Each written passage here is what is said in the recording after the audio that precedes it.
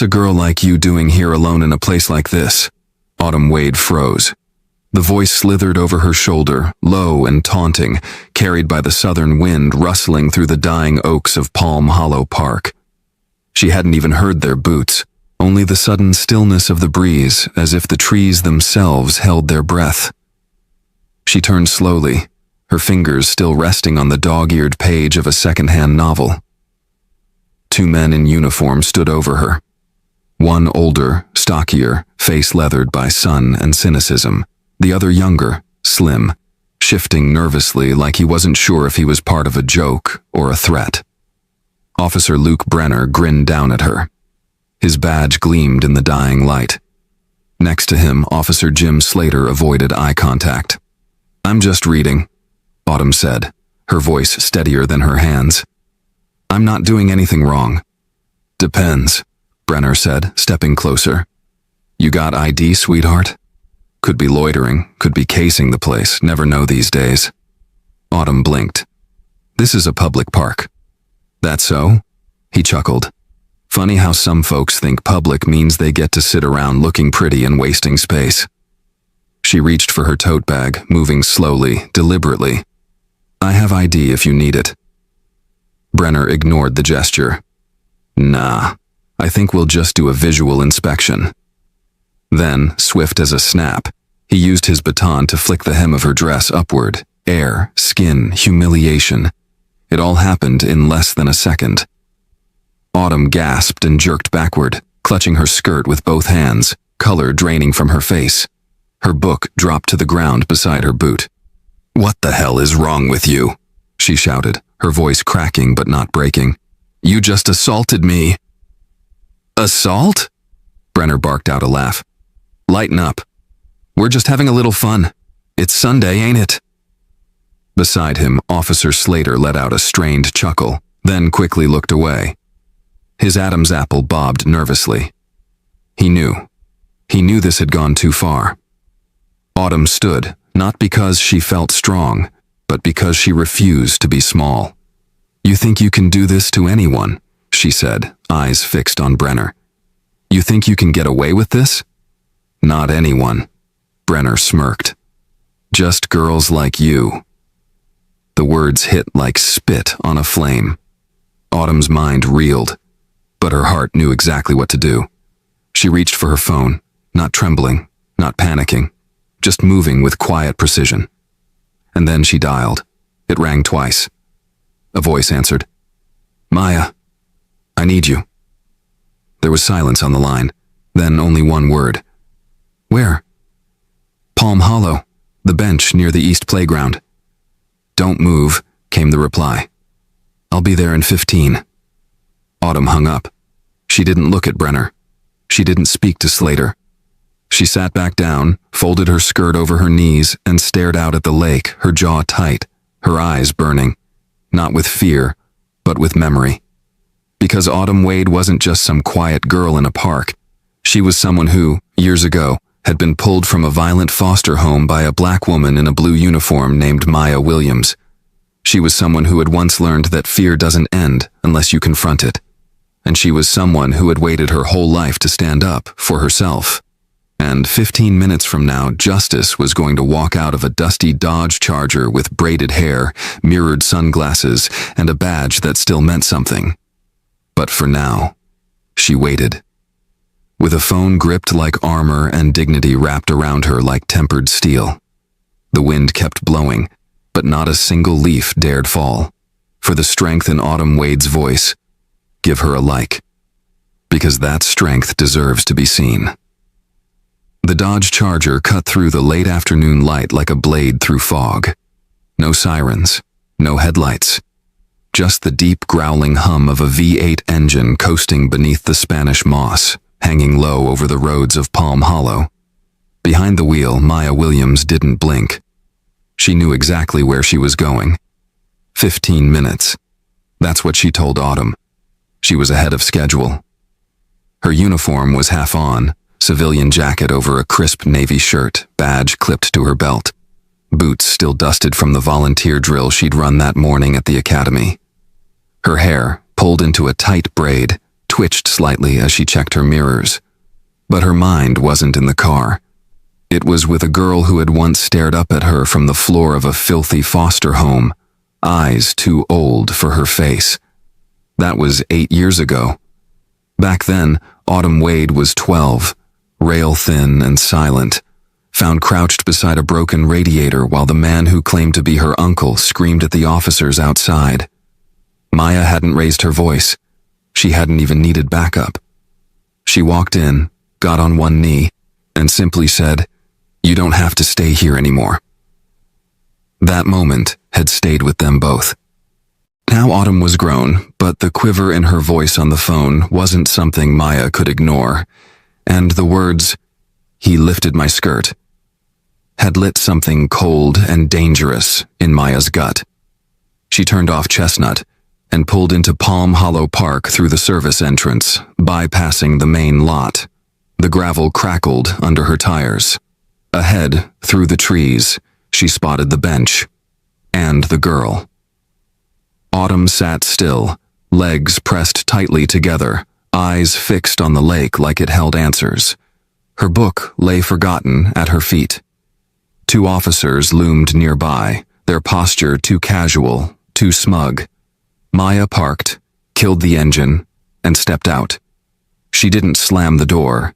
She didn't announce herself. She just walked. And every step she took sounded like a clock ticking down. When she reached the clearing, she stopped 10 feet from the 2 men. Her voice, when it came, didn't rise. It cut. "Badge numbers, now." Both officers turned. The older one, Brenner, smirked, clearly amused. "Excuse me?" "I said," Maya repeated, enunciating each syllable like steel. "Badge numbers, name and number, right now." Brenner chuckled. "And who exactly are you, sweetheart?" Maya pulled her ID wallet from her hip and flipped it open. The gold shield of internal affairs gleamed. "Sergeant Maya Williams, off duty, but not off duty enough." Slater stiffened. "Ma'am, we were just—" "Quiet," Maya said without looking at him. "I'm not speaking to you yet." Brenner's grin slipped slightly. "We were just checking on a loitering complaint." "Loitering?" Maya said, glancing at Autumn. "She's holding a book, not a crowbar." Brenner shrugged. "We had reason to—" "No. You had opportunity." Maya cut in. "Don't confuse the two." A small crowd had begun to gather near the playground edge. Parents, joggers, a couple of old-timers walking their dogs. Phones were already in hand. Maya took a step forward. "Did you touch her?" Brenner's jaw clenched. "She's making things up." "Then you won't mind if I pull the park's surveillance footage, or yours." She let that hang for half a second. "You are wearing your body cams, aren't you?" Brenner said nothing. Slater, sweat beading now, mumbled, Mine's charging back at the station." Maya turned to Autumn for the first time since arriving. "You okay?" Autumn nodded, but it was the kind of nod people give when they're holding back an earthquake. "She didn't cry," someone in the crowd said quietly. "She just sat there, but I saw what he did." An older black man with a veteran's cap stepped forward. He flipped her dress up. Thought it was funny. Maya looked at Brenner again. "Badge number." He didn't answer. So she pulled out her phone, opened the voice recorder, and held it up. "Let the record show officer refusing to provide identification, suspected misconduct, incident time-stamped and witnessed." Still nothing. Then Autumn stood. She stepped forward, her voice quiet but clear. "His name is Luke Brenner, badge 31,478. His partner is James Slater, badge 30,952. I memorized them while they laughed." Maya nodded once. "Good." She turned to the crowd. "Anyone who saw what happened, please stay. IA officers will be here within 20. Your statements matter." Slater looked like he wanted to melt into the grass. Brenner was seething, jaw clenched so tight a vein in his neck bulged. "Anything else you want to say, Officer Brenner?" He glared. "You're gonna regret making this a show." Maya stepped closer, so close he could see the reflection of himself in her aviators. "No," she said. "You regret it, I just showed up." Then she turned back to Autumn and said the only thing that mattered. "You're not alone anymore." And for the first time in a long time, Autumn believed it. By the time the second unmarked cruiser arrived, the sun had dropped low enough to stain the lake copper and the crowd had doubled. People weren't just watching now. They were bearing witness. Maya Williams stood in the center of it all, calm, anchored, immovable. Her presence wasn't loud. It was heavy, like iron sunk deep into the earth. The IA officers stepped out of the car, both in plain clothes but clearly marked by the tension that followed them. One of them, a sharp-eyed Latina named Detective Rowena Fields, approached with clipped steps and a clipboard. "We received the call. IA mobilized. Who's lead here?" Maya didn't flinch. "Me." Fields nodded. "Witnesses?" "Plenty," Maya replied, nodding toward the semicircle of onlookers forming a silent wall around the scene. "Start with the vet in the cap. He saw the moment it happened." Fields turned to her partner, murmured instructions, then looked toward Autumn. "You okay to give a preliminary?" Autumn looked at Maya first. When Maya gave the barest nod, Autumn spoke. Not meekly, not theatrically, just truthfully. "I was sitting, reading. He approached, made comments about how I looked, then said he wanted to do a visual inspection. I didn't understand until..." Her throat tightened. "He used his baton, lifted my skirt. It wasn't random. It was meant to humiliate me." Silence blanketed the space for a moment, heavier than any shout. Then someone behind the crowd whispered, "She's braver than I've ever been." Maya stepped forward again. She faced Brenner and Slater, this time without ceremony. "You are both relieved of active duty pending immediate investigation. Turn over your weapons and badges." Brenner scoffed. "You can't be serious." Fields stepped in, crisp and cool. "It's not a request, officer. It's a directive." "You got no cause," he barked, but even he could hear the edge of desperation lacing his tone now. "You laid hands, via baton, on a civilian without cause or consent," Maya said. "That's misconduct, harassment, abuse of authority, and a potential civil rights violation. And it happened in public, in front of witnesses, during daylight." She took a single step closer. "I've seen people lose their careers over less. You should have known better." Slater, hands shaking, unclipped his badge and gun and passed them over. Brenner didn't move. "I said," Maya repeated, "badge, gun, now." Finally, with a muttered curse, he yanked them off his belt and shoved them toward Fields. "Cowards," he spat. "Turning on your own." Maya's voice dropped, almost gentle. "If your own means the ones who shame the badge, then yes, I'll turn every time." The crowd murmured again, louder this time. People were filming, uploading, streaming. Autumn, who had remained quiet since her testimony, stepped beside Maya and spoke, not to Brenner, not to the crowd, but to herself, though everyone heard. "I've spent so much of my life being afraid of silence, but today I realized silence isn't safety. It's permission, and I'm done giving it." Maya turned, her gaze softening. "That's your voice," she said. "Don't ever let them take it again." And then something shifted. Subtle, beautiful. A small girl, maybe 8 or 9, slipped through the legs of the adults and handed Autumn a tiny folded paper. Autumn knelt, opened it, scrawled in blue marker, crooked and uneven. "You are strong. I saw it. Autumn smiled. Small, still but real. Detective Fields cleared her throat gently. We'll transport both officers now. Sergeant Williams, IA. Thanks you for your intervention. Maya nodded. We're not done. This is just the opening statement. As the disgraced officers were led away, one of the older women in the crowd called out, "God bless you, baby," to Autumn.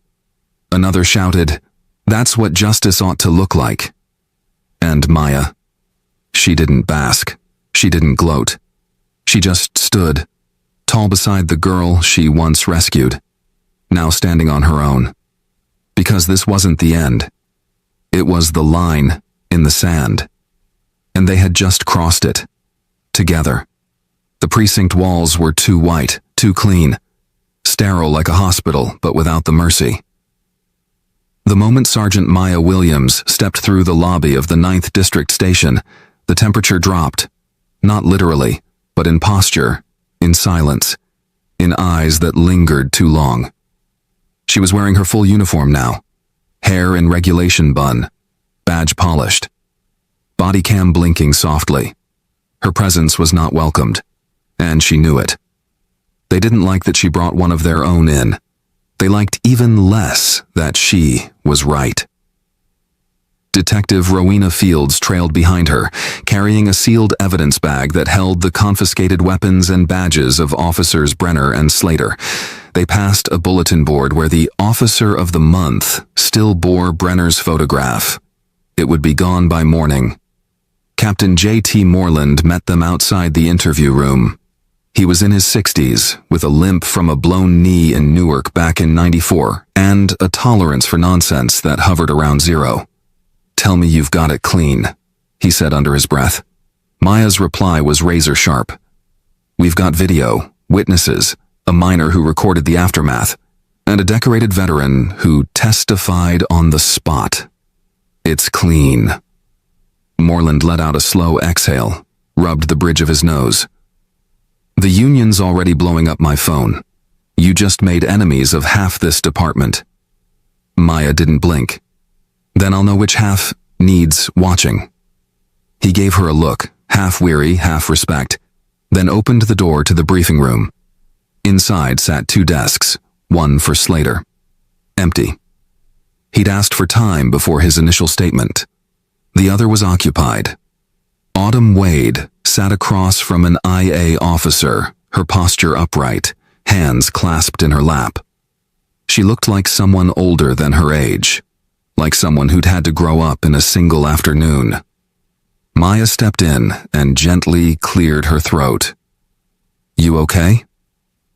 Autumn turned, and this time, when she nodded, there was steel behind it. "I'm ready." The IA officer handed Maya a folder. Inside were transcribed statements, time-stamped photographs, and a copy of the footage from Maya's body cam. "It's enough to open a misconduct investigation without delay," the officer said, "but the district attorney wants more." "More?" Maya arched an eyebrow. "They want a confession? They want a pattern." Maya tapped her finger on the folder. "Then I'll give them one." That afternoon, she sat alone in her office, combing through old reports. She didn't trust the internal database to flag what needed to be found, so she did it the old way.